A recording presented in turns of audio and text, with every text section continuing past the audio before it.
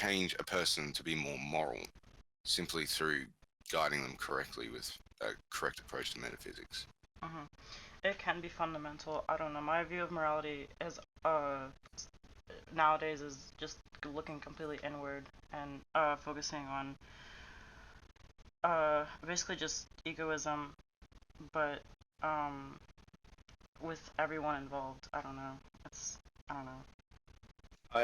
I agree with both of you. Metaphysics can inform morality. Use your empathy. But it's also metaphysics is also, it's going to be quite personal to people's experiences. My view of morality is that it's subjective, but if you have a subjective view of morality that's cohesive, then you should be sticking to that. And anything that goes against your own personal idea there is what's wrong. I don't think a single person can decide other people's morality, but if everyone has the opportunity to develop their own in a kind of logical way, informed by metaphysics and informed by their own experience, that's the way that people can have a more kind of reasonable view. Yeah. I really think that like a dualistic approach to metaphysics really can lead towards things that really just dehumanize the other. And like I think that definitely. Non-duality really is at the core of all truths. I really do believe that. And especially the duality between subject and object. Oh yeah, I definitely agree with that. I think if you're going to go for what is objective truth, then non-duality is always going to be the more, well, it's what's actually real. But at the same time, it's not possible to run a society on a non-dualistic basis usually, because if everyone was constantly in a state of non-duality, you couldn't really act. You couldn't act at all. I think I was thinking about this actually, that duality and non-duality, they aren't equal, but they also aren't, there's no reason for one to be above the other in terms of what your value. You can choose which to value more. I believe though that non-duality usually leads to a better approach to things if you can take as much of it as possible within to your dualistic personal experience. Everybody has to pick a side in every sort of like problem that comes up in reality, whatever it might be. It arises, and you have to solve the puzzle, and then it sort of goes away. But like usually the way you solve the puzzle is by trying to find the non-dualistic aspects of everything that's going on, and the way you implement it will inevitably be dualistic, but the goal should always be the same, and that's unity. Or not even unity, but just unity in diversity. But it's just realism. It is what it is. There's no. It's the kind of issues come when people deny what things are. Often it's difficult to see what things are. But we're all of our personal experiences are dualistic. Knowing yourself perspective also is important in morality, like knowing where you fit in and having a exactly knowledge of what you can do for everyone else and what they should be doing for you. It's very important. It's about knowing your perspective and your position. Everyone is in a different position, but you are all kind of looking at the same thing. That kind of universal truth that does exist, but we can't see. As long as you're able to recognize that everyone else is looking at the same truth, then the issues of things like tribalism and us versus them kind of mentalities goes away, because you know that you're not different in any way except position. Yeah, tribalism is crazy.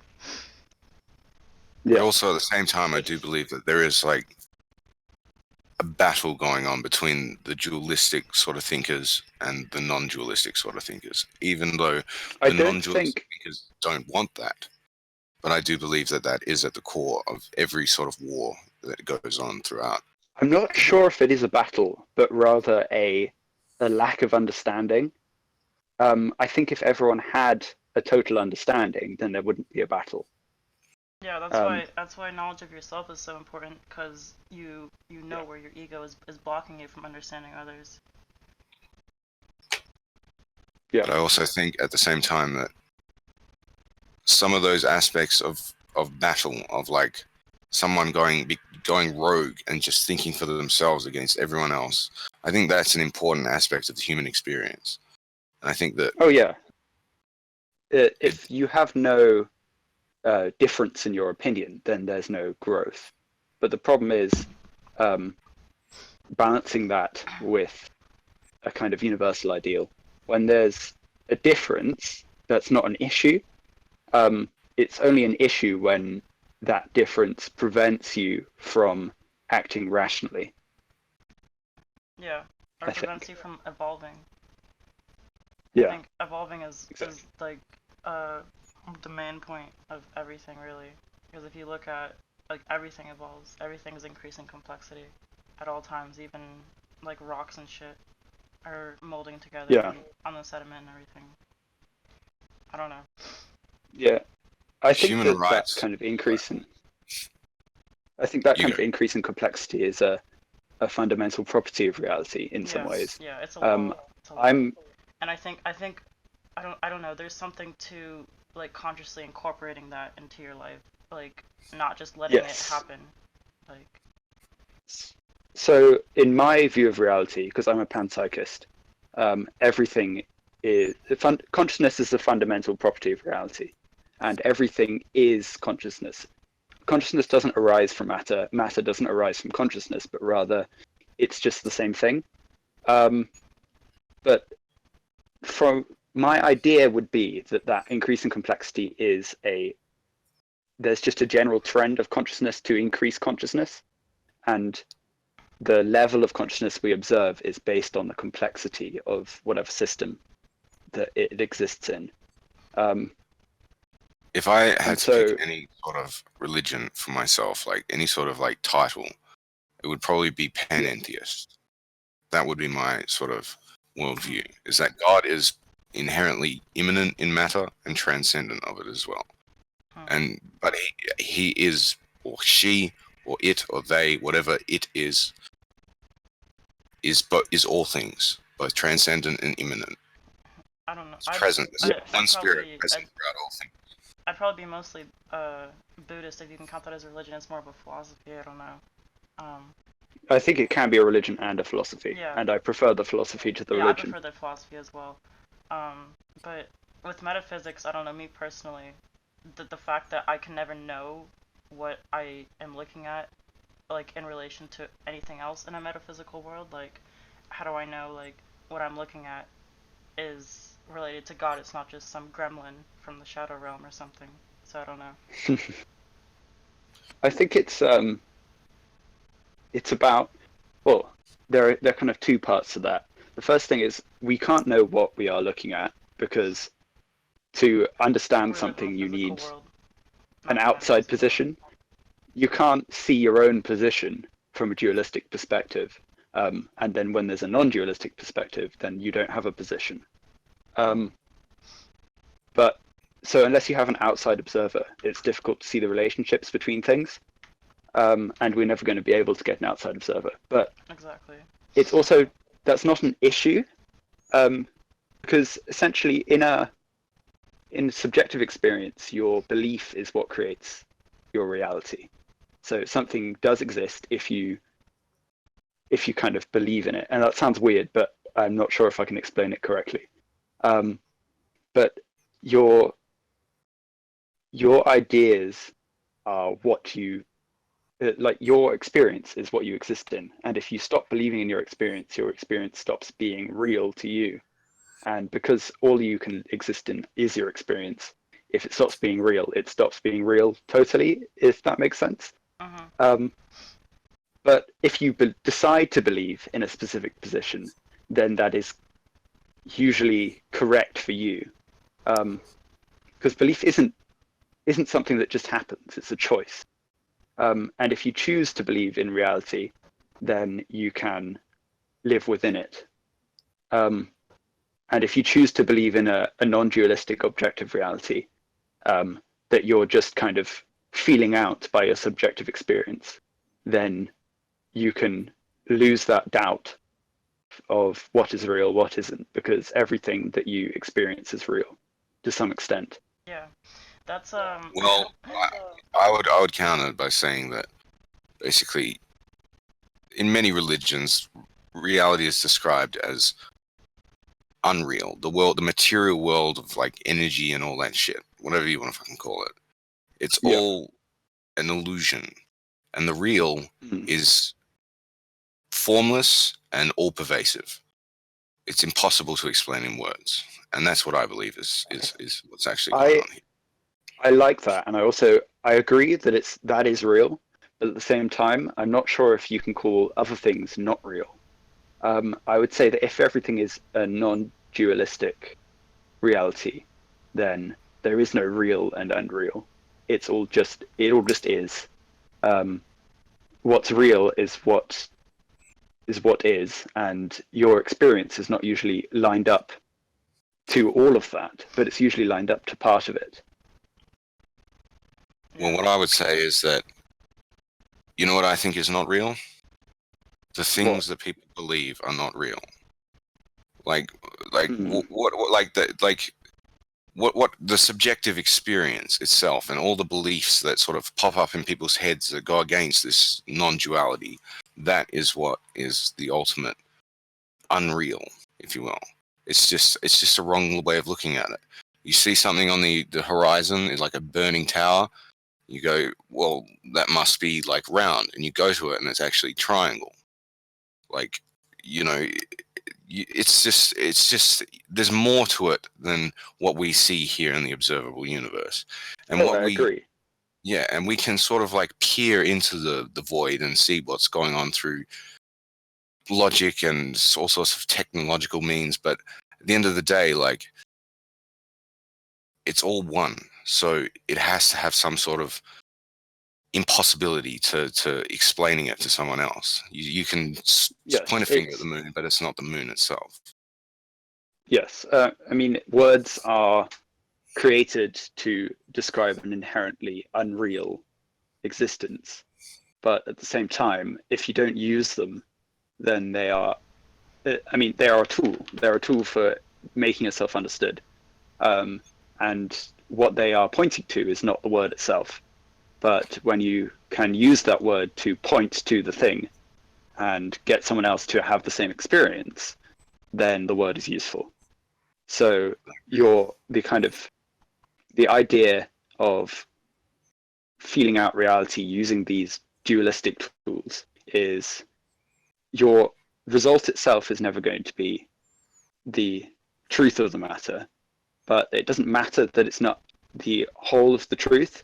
As long as it takes a part, then you can follow that kind of direction to the truth.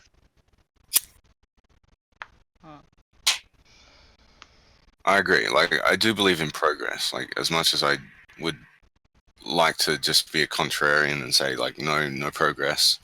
But I do believe that we're getting somewhere. We're getting somewhere. Yeah. But at the same time, like, there's a lot of dead ends that we're going to go on along the way. And, you know, wars and bullshit and wrong science, pseudosciences, all sorts of nonsense. And, like, for us to say we get it now, like, we get it, like, that's the big fallacy. We never will. Oh yeah, we never will get it. And in fact, if we do get it, it won't be. We won't be saying it. Getting it is dangerous because it will just be. I don't think we can get it. I think it exists, and we can possibly experience that, but we can't, as ourselves, get it. Possibly in an egoless, non-dualistic state, we can get it.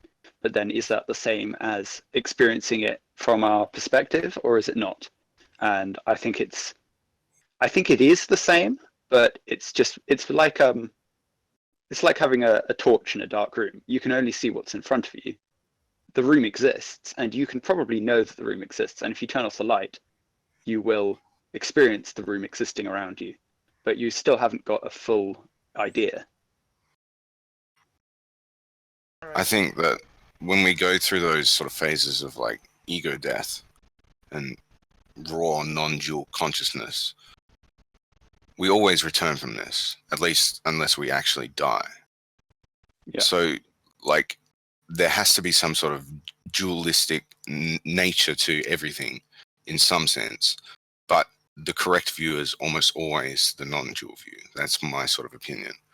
And there's always there's a third way. There's a third way between the two. In Hinduism, I'm not sure how it's pronounced, but it's called, in English, qualified non-dualism. And I've read bits and pieces of it. I'm not an expert on it. I don't claim to be. But it seems to be even more rational than the absolutist sort of, non-dualistic sort of perspective. So, like, but at the same time, like, it's not the full picture. Like, you can't learn it all through just books or just meditating. You have to, like, actually observe the universe itself beyond just, like, small parts of it. You have to put all the pieces together to create a coherent worldview. Yeah. I think, I don't know, something about having as many experiences as you possibly can brings you closer to understanding any metaphysical things. I don't know. Yes, I don't exactly. know how to articulate that. I think I do know how to articulate what you mean. So, in the same way that the kind of the Taoist idea of dark creates light and you can't see light without dark, etc. Right, exactly. You need to have a limited perspective to appreciate the totality. Yeah. Because otherwise you have no reference point. You need to have been in the reference point to then appreciate the difference. And you need every reference point you possibly can have. Yes, but the problem with that is that then introduces non-duality as a part of duality, which is wrong, obviously, because it's like an oxymoron. Non-duality and duality aren't dual. It's not two sides of a spectrum. Rather, one exists within the other, and the other exists within one. It's just but they're not different in my view of how it is. It's just the same thing described differently, if that makes sense. Well, think of like something that's spiky and something that's like all curvy. Like, they're curvy spikes and they're spiky curves. That's really what it is. Yeah. It's not one thing or the other. There's a bit of both in both. Yeah. Well, non-dualism, if the non-dual reality is infinite and complete, then it contains dualism. That's just has to be how it is. Unless it has nothing, it has to have everything, because it can't be somewhere in the middle, because that's dualism. It's impossible to describe with words. That's the issue. We know what it is if we can lose the words, but to talk about it and to describe to other people, we need those words. And in my opinion, the best words are Brahman and Atman. 2 words from Hinduism. It's basically as simple as you can get it. Brahman is God. Atman is soul. One and the same thing. No difference. Yeah, I like that a lot. Yeah. And then, again, Taoism has a similar idea, just as the Tao being, well, the nameless Tao that you can't talk about being it is. And then that's it. The uncarved block. There's so many like ancient texts. Like you go and you read all these mystical texts all throughout the world, not just in the East, but in the West, the North, the South, the Center, everywhere. Everywhere you go, you're going to find these similar ideas sort of like propagated by mystics and through just philosophers. because they've all had the same experience. We've all had the same experience. Some people are better at describing it than others. That's why you get those mystical texts. Some people are better at being the finger that points to the moon. But again, it isn't the moon, it's just the finger. But if you can follow that, then it's helpful. Usually the issue comes when someone focuses on the finger and forgets the moon. Or focus on the moon and forgets the finger. Yeah. Exactly. Both. You have to have the finger, otherwise you're useless for other people. That's why I always never understood religion as a kid. When my grandmother took me to church, I was like, who is this guy? When did he talk to God? Yeah, I don't know. Yeah. Just the ego. I talk to God every day. Talk to God every day. Hell yeah. Yeah, I guarantee no one in that church took a DMT. But just like ego and metaphysics, just, I don't know, the idea was uncomfortable and weird. Yeah. Ego, I mean, ego like, has no place in reality. Like, in my It's worldview, just an artifact. Think in my about worldview, like the Christian I'm talking to view God right of, now. oh, sorry. Sorry, I just want to make this point. Like, in my worldview, I'm talking to God right now, and I am God talking to God. Like, I don't think that God doesn't exist at all. Like, God is consciousness. That's what I believe. I believe God is the laws of the universe. I think even the laws of the universe are in some way not as it is, because the laws of the universe are how we describe the interactions between things. It's a predictive way of doing things. Laws of the universe. I just know what feels like it is, what feels like laws to me. Yeah. I think those laws aren't. Those laws are useful in terms of predicting, but they're not the qualitative substance of things. They are just how they interact. And so if you're trying to describe the qualitative with the quantitative, it's just not going to work. There's a book I read recently called Galileo's Error. And it goes into this. It goes into the kind of creation of science and how Galileo, when he created science as an idea, like when he wrote it out and formulated it, he specifically said that it doesn't work for things like subjective experience, and it shouldn't be used as a tool to find subjective experience. But the problem was, he then said that's because subjective experience wasn't meaningful. But actually, it's half of reality, and to us, it's all of reality. Yeah. You can't describe what is. You can only describe how it is, what it does.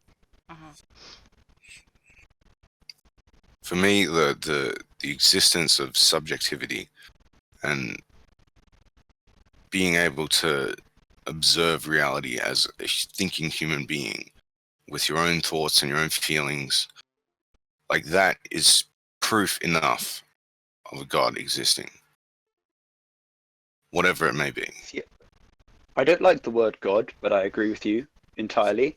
I think that the word God, I think to most people it implies some sort of thinking entity with wants and ideas and a kind of choice, whereas in my view of it, it's not choosing anything, because it's not an ego. It's not something which is different to everything else.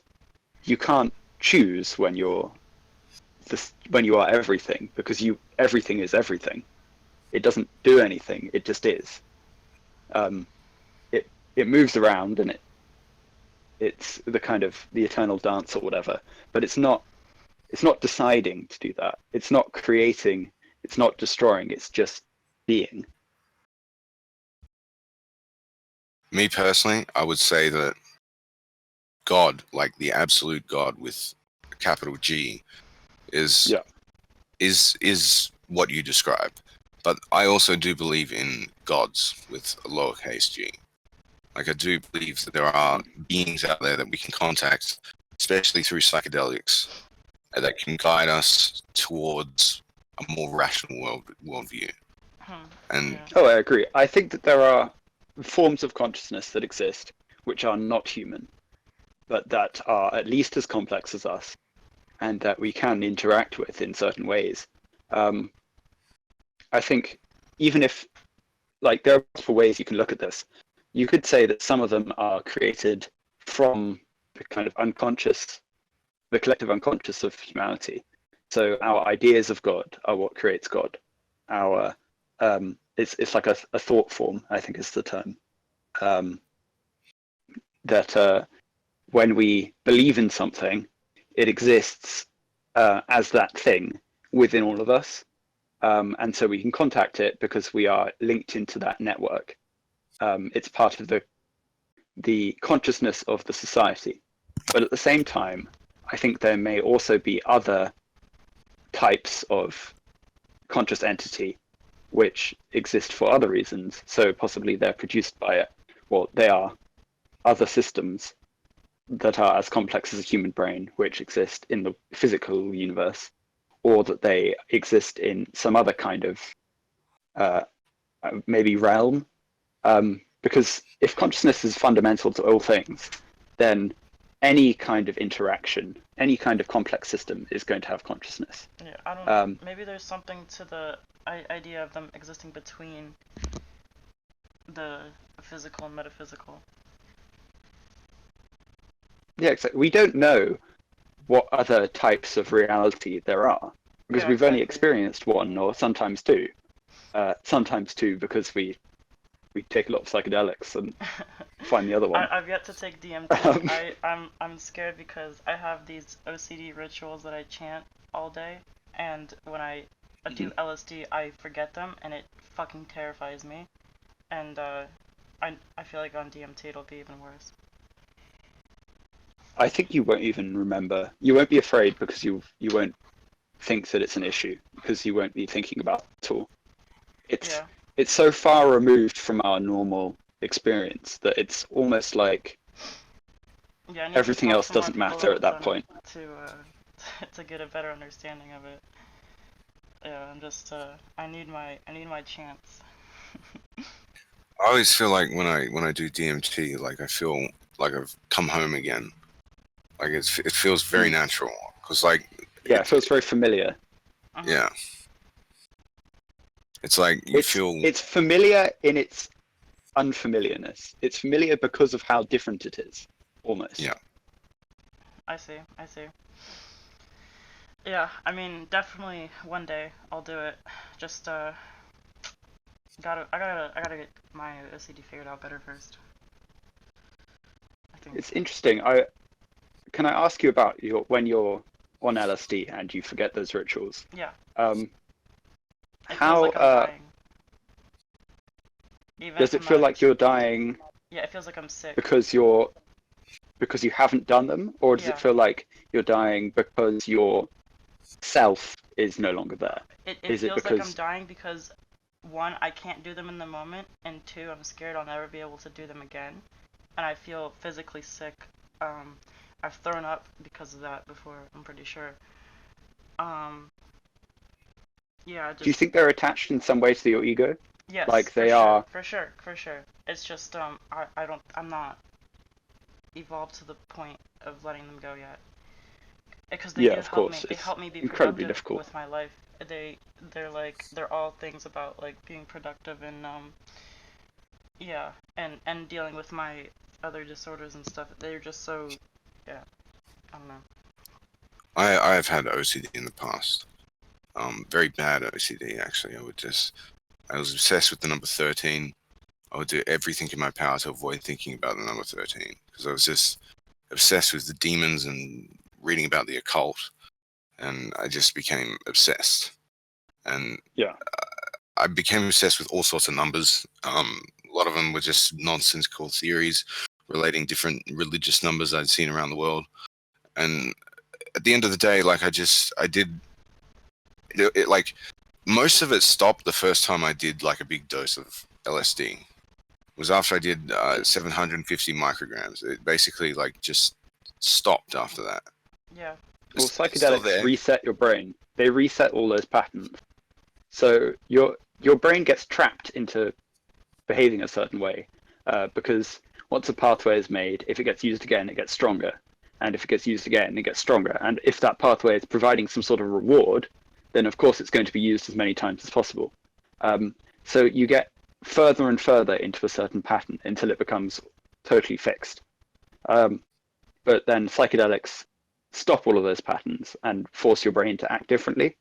So it gets rid of what you are used to doing. And of course, that's scary for everyone because your brain is no longer behaving as you. It's terrifying because the self is what we live as. The self is how we are. It's who we are. So when it's gone, then it's totally. Well, it feels like you've died, but you are still there because you don't exist. It just is. There is no longer a you to exist because the you wasn't there in the first place. There's no longer a difference between you and other things. And so in that moment, you're no longer afraid because there's nothing to be afraid of because everything is you. Yeah, I mean, when before I trip, even I know there's nothing to be afraid of about losing my rituals. It's just like when I'm not ready to let them go yet. I don't know. Yeah, of course it doesn't Do you meditate? It doesn't matter if you know that it doesn't seem. It's never going to matter if you know that it doesn't seem okay. It's like I have anxiety, and when and it's always irrational. I never have. In fact, often I won't even have a thought that goes along with it. I'll just be anxious about something for no reason, and I'll know that it has no reason. But it's still there because your brain acts without your consent. It just does stuff. Yeah. Because that's how it's made to work, is to keep you going without your thinking about it. So of course it's going to be difficult because you're fighting your brain. You're fighting yourself. Yeah. And the ego itself has a self-preservation instinct. I've said self a lot. You're good. It's trying to preserve itself, and so it's going to fight back once it feels itself going. Yeah. If it's going to be destroyed, or just at least forgotten, rolled back to a time before that existed. Yeah, that's what that was a main thing that happened on my last acid trip. What made it really horrifying towards the end was because during the come up I was meditating really hard and focusing really hard, and like how like my OCD works, I can like really quiet my mind. I'm really good at meditation. That's an egotistical thing to brag about. Well, it's whatever. And I got to the perfect spot. I don't know if you've ever gotten there, but it's that perfect spot where you you feel perfectly emotional. You feel every emotion, and you're perfectly at one, or at peace with everything. And I was crying and laughing at the same time for 10 minutes, just completely at peace. And my thought pattern was, well, I've achieved enlightenment, so now there's nothing else to do, so I have to kill myself. Which was a terrible, intrusive thought that fucked me over. And it was very scary because I had totally forgotten that I enjoy, actually doing things in life. Yeah, exactly. Yeah. You forget that some things are worth doing, whether or not you've reached. Like, I had this experience too, where I felt that I had reached a kind of final understanding, and then there was nothing else, and I felt a kind of wave of depression because I knew that was it. There was no more. But then I realized that actually, what's the point on having an understanding if you don't apply it, and what's the point of having a life if you don't live it? You're here for a reason, and that reason might not be clear, but it exists because you are here. Everything happens for a reason. It doesn't just happen. There's always something that leads up to it. There's always something that happens afterwards, and there is a direction to existence. There is and that's what the Tao is, the flow. It's where where the universe is headed. It's where the universe has been. It's where it's going. That direction of generally it's of increasing complexity and experience. To experience increases experience. Something I would So like to add. when you've had that understanding, yeah. Okay, something I would like to add to that is what separates a lot of Indian religions from Chinese religions is that, and like Buddhism in particular, what separates Hinduism and Buddhism is that the idea that, yes, the ego is an illusion and the subjective experience isn't as real as the unnameable. But at the same time, that unnameable, whatever it may be, but in Hinduism it's called Brahman. In Buddhism it's called emptiness. But like the reality is that Buddhists believe that consciousness is not conscious. It has no self. It is not a thinking being. Whereas Hindus will say, yes, like it is a thinking being. And it has, well, not even a thinking being, but it has a self, like with a capital S, a self. It's an experience. It is experiencing. Because it is neither. It is both all the experiences in the world combined, and no experiences at all. Yeah. And so it is conscious in a certain sense. Yeah, I would say it is consciousness, but it isn't conscious. It is experience, and it is, to some extent, it is self, but it isn't a self, because a self implies other things. And to have an experience, that implies something to be experienced. There can be something without something else, that is non-duality. So to say that it doesn't exist is possibly how people misinterpret it. And when people say that it isn't a self, they misinterpret that as to say that it doesn't have a being, it isn't being. But it is being, it's just not being anything, it's just being. Yeah. Exactly.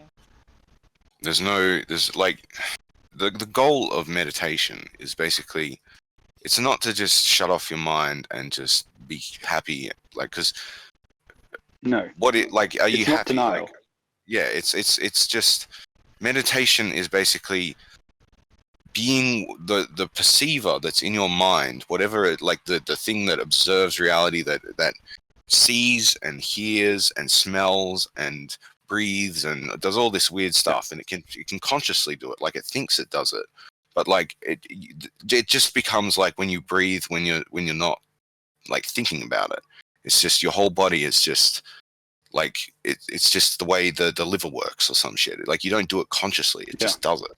Yeah, for me when I meditate, it's all about letting go, except for focusing. That's the only thing I'm doing.